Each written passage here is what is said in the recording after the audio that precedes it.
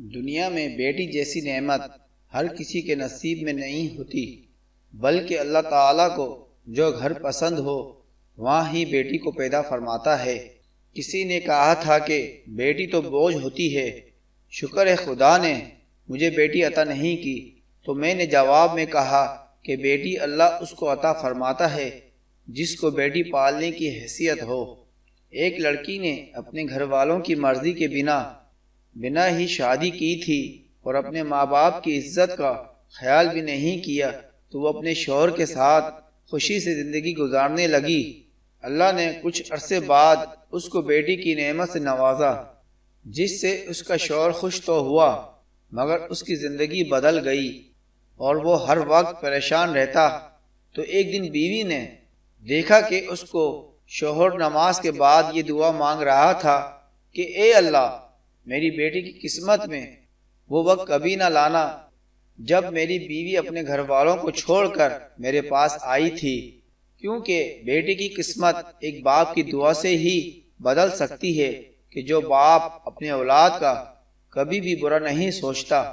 جو باپ کی ٹھنڈی چھاؤں میں گزرے تھے، زندگی کے وہی پل انمول تھے۔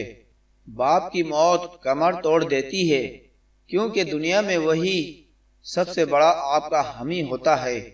ماں باپ کی نافرمانی موت سے پہلے موت کا اعلان ہے۔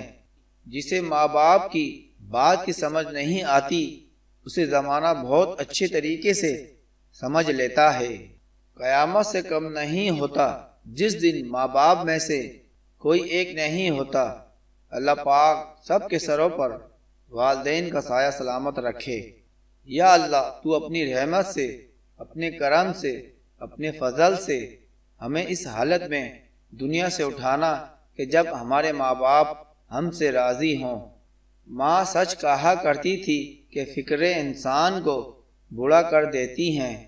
یاد رکھو، دنیا میں ہمیشہ رہنے والا رشتہ اگر کوئی ہے تو وہ ماں باپ کا ہے، جو ہر تکلیف برداشت کرتے ہیں مگر اولاد کو سکھ پہنچاتے ہیں۔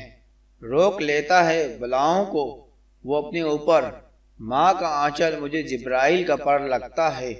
عمر کوئی بھی ہو، چوٹ لگنے پر پہلا لفظ منہ سے ماں ہی نکلتا ہے۔